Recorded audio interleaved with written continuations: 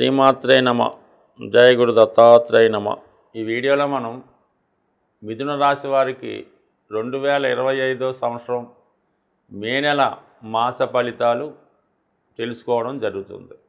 మరి ఒక విధంగా జాగ్రత్తగా ప్లాన్ చేసుకుంటే ఈ మిథున రాశి వారికి మే 15 వరకు లాభస్థానంలో రవి ఉంటాడు. అంటే రవి 11వ స్థానంలోకి వచ్చినప్పుడు ఇంచుమించుగా అన్ని గ్రహాలు కూడా మీకు సహకరించడం జరుగుతూ ఉంటుంది. అంటే జన్మజాతకంలో కూడా గురువు లగ్నంలో ఉన్న రవి 11లో ఉన్న లక్ష దోషాలు సాల్వ్ అవుతాయని చెప్తూ ఉంటారు. మరి ఇప్పుడు రవి లాభస్థానంలోకి రావడం వల్ల అంటే గ్రహరాజు మీకు 11లో ఉన్నప్పుడు ఏమవుద్దంటే మిగతా గ్రహాలు కూడా ఈ రాజుగారి ఆర్డర్ ప్రకారం నడుచుకోవడం జరుగుతూ ఉంటుంది.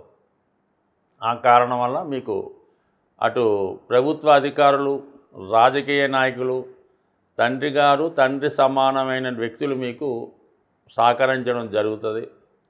చాలా కాలంగా ఎదురు చూస్తున్నటువంటి ప్రభుత్వ కార్యకలాపాల్లో పనులు కానీ పదవులు కానీ ఏదన్నా మనకి రావాల్సి ఉన్నా ఇవన్నీ ఈ సమయంలో మీకు రావడం జరుగుతూ ఉంటుంది. అలాగే ఒక విధంగా సొసైటీలో మీకు మంచి గుర్తింపు రావడం కూడా జరుగుతూ ఉంటుంది. అంటే ఎవరికి ఏ పని కావాల్సి వచ్చినా మిమ్మల్ని సంప్రదించడం జరుగుతూ ఉంటుంది. మీరు వాళ్ళ పనులు కూడా చేసి పెట్టడంలో చాలా వరకు సక్సెస్ అవ్వడం జరుగుతూ ఉంటుంది. అలాగే పిల్లల యొక్క అభివృద్ధి మీకు ఆనందాన్ని కలిగిస్తుంది. అలాగే మీకు ఏమైనా ప్రమోషన్ కానీ పదవిలో అభివృద్ధి కానీ రావాల్సి ఉంటే ఈ సమయంలో ఖచ్చితంగా వస్తుంది. దానికి మీ అధికారులు కూడా సహకరిస్తారు.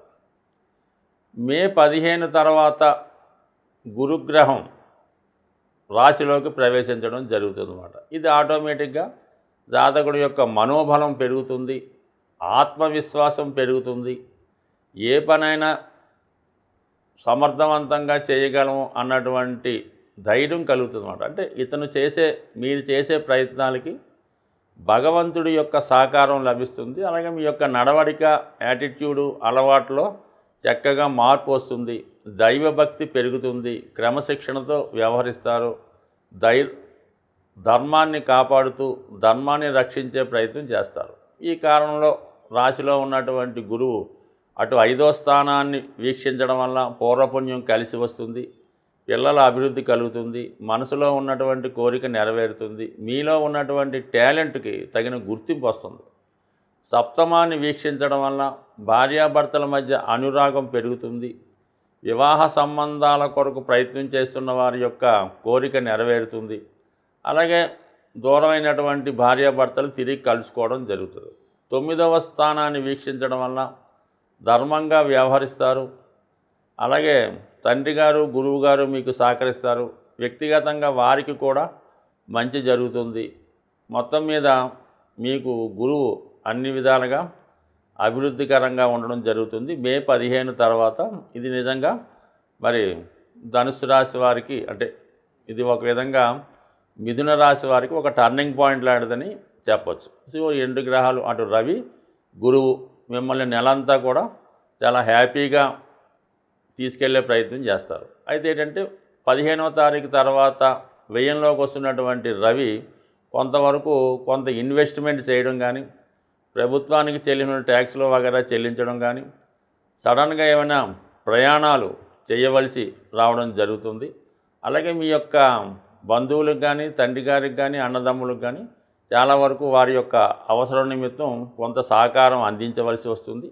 అలాగే పిల్లల యొక్క చదువు లేదా ఆరోగ్యం కొరకు కొంత శ్రమ పడటం కానీ, కొంత ధనాన్ని వెచ్చించడం కానీ, లేదంటే వారి కొరకు కొంత సమయాన్ని వెచ్చించడం కానీ జరిగే అవకాశం ఉన్నది. ఇంకా కుజుడు ధనస్థానంలో ఉండడం వల్ల అటు షష్ఠ లాభాధిపతిగా మరి అనూహ్యంగా కొంత ధనం మీ కుటుంబానికి రావడం జరుగుతుంది.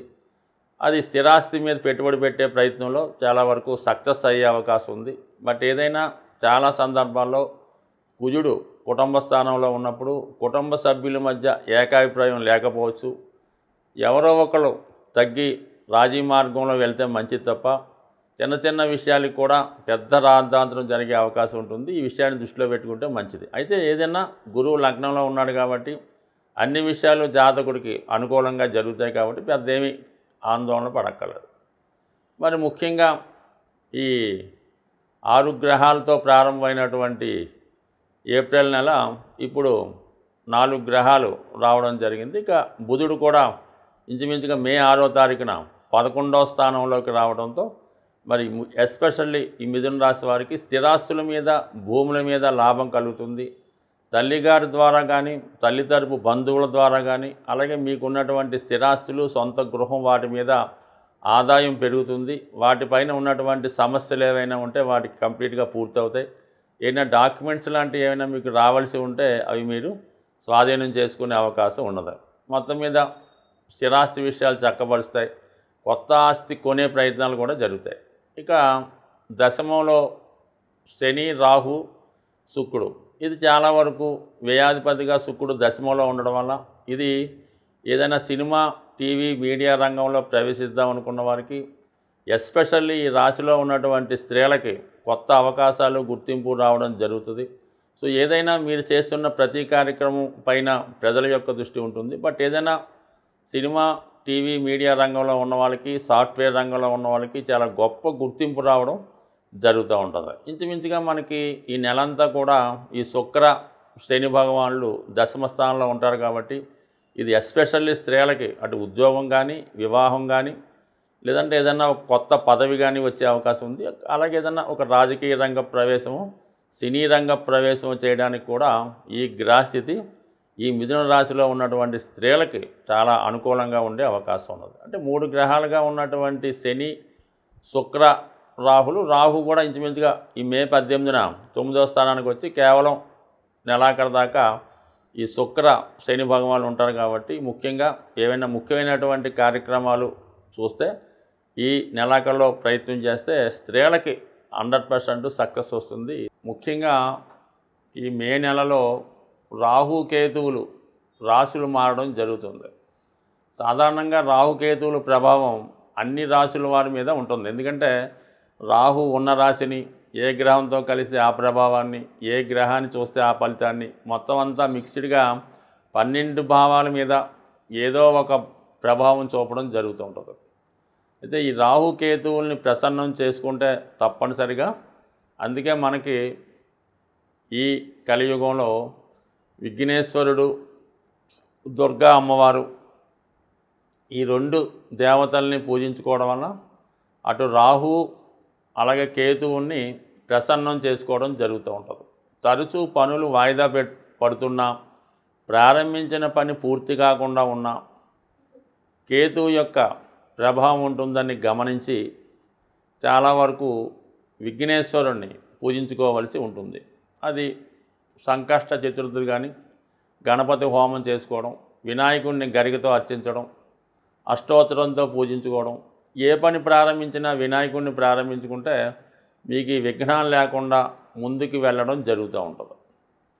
అలాగే రాహు ప్రభావం ఏ విధంగా ఉంటుందంటే ఇతరుల చేతిలో మోసపోవడం, అలాగే పెద్ద పెద్ద అవకాశాలు వచ్చినట్టే వచ్చి వెళ్ళిపోవడం జరుగుతూ ఉంటుంది. అలాగే జాతకుడికి వ్యసనాల మీద ఆసక్తి మళ్ళుతూ ఉంటుంది. విషయాన్ని ధైర్యంగా ముందుకు చెప్పలేకపోతుంటాడు. ఏదో విషయాన్ని దాయడం జరుగుతూ ఉంటుంది. కొన్ని నిజాయితీగా వెళ్ళలేకపోవడం, ఏదో ఒక బలహీనతకి లోను కావడం, ఇలా జరుగుతూ ఉంటుంది. అంటే రాహు ప్రభావం ఏంటంటే చట్టానికి వ్యతిరేకంగా ఉంటుంది, మన సాంప్రదాయాలకి విరుద్ధంగా ఉండడం జరుగుతూ ఉంటుంది. ఈ లవ్ మ్యారేజ్లు, ఇంటర్ కాస్ట్ మ్యారేజ్లు, ఈ చిన్న పెద్ద లేకుండా, తారతమ్యం లేకుండా వివాహాలు, ఇవన్నీ కూడా రాహు ఏంటంటే పొల్యూట్ చేస్తుంటాడు. మన ధర్మాన్ని పాడు చేస్తుంటాడు, మన చట్టాన్ని నాశనం చేస్తుంటాడు, మన వ్యవస్థని పాడు చేస్తుంటాడు.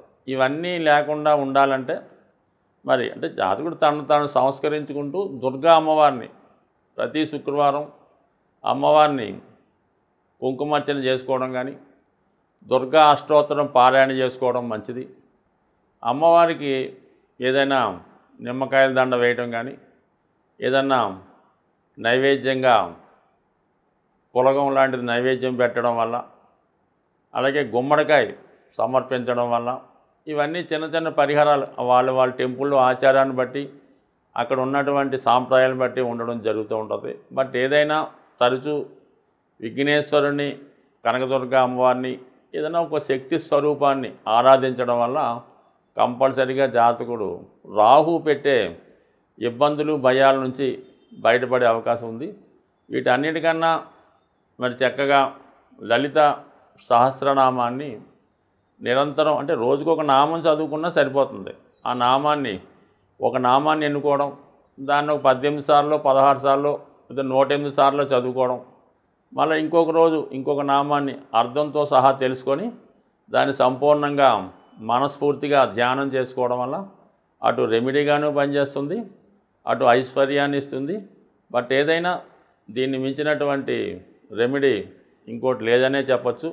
ఏదన్నా ఇతరులు చేయడం కన్నా సొంతంగానే చేసుకోవడం మంచిది. అంటే మా అమ్మాయి ఇవన్నీ చదవదండి, మా అబ్బాయి కుదరదండి, మేము చేయొచ్చా అండి అంటే మీరు చేయొచ్చు, కానీ ఎవరికి వాళ్ళు చేస్తేనే ఈ ఫలితం తొందరగా వచ్చే అవకాశం ఉంటుంది తప్ప మీతో ఇతరులు చేయడం వల్ల ఏంటంటే ఏదో కొంత ఫలితం వస్తుంది, కానీ ఏదో 10 సంవత్సరాలకో 20 సంవత్సరాలకో వస్తుంది. అదే మనం చేస్తే అది శీఘ్రంగానే రోజుల్లో వచ్చే అవకాశం ఉంటుంది. స్వస్తి.